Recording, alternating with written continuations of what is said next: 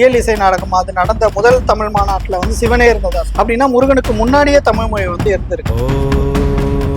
தமிழ் மொழியை வந்து உலகம் ஃபுல்லா பறைசாற்றுறது யாருன்னா முருகன். அகத்தியரை இலக்கணம் வகுக்க சொன்னது முருகன். எல்லாமே வந்து மாயை அப்படிங்கிறத உணர்ந்து முதல்ல ஆண்டிக்கோலம் எடுத்தது முருகன் தான்.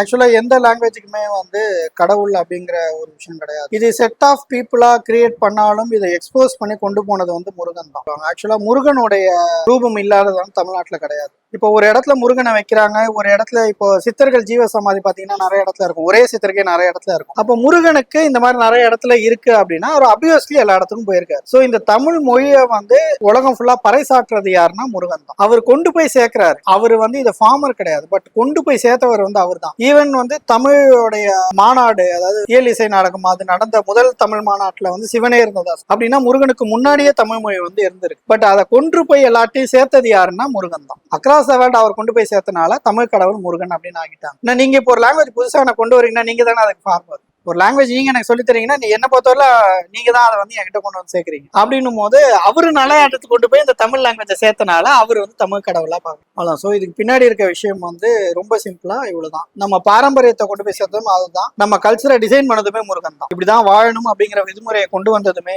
முருகன் தான். அதனாலதான் முருகன் இல்லாத இடம் வந்து தமிழ்நாட்டுல கிடையாது. நீங்க எந்த டிஸ்ட்ரிக்ட் போனாலும் அதுல ஒரு முருகன் கோயில் கண்டிப்பா இருக்கும். அகத்தியரை இலக்கணம் வகுக்க சொன்னது முருகன். இந்த மொழிக்கு வந்து ஏன்னா அவர் தான் வந்து முதல்ல ஆன்மீகத்துக்கான அடித்தளமிட்டது வந்து முருகன் தான். அதனாலதான் அவர் ஆதிசித்தனா நம்ம வந்து பாக்குறோம். எல்லாமே வந்து மாயை அப்படிங்கிறத உணர்ந்து முதல்ல ஆண்டிக்கோலம் எடுத்தது முருகன் தான். ஸோ அவரு தான் வந்து அகத்தியருக்கு வந்து இந்த இன்ஸ்ட்ரக்ஷன் பாஸ் பண்றாரு. இந்த மொழிக்கு வந்து ஒரு இலக்கணம் வரணும் அப்படிங்கிற இன்ஸ்ட்ரக்ஷனே அவர் தான் கொடுக்குறாரு. இதை பேஸ்மெண்டா வச்சுதான் அவரை வந்து தமிழ் கடவுள் அப்படின்னு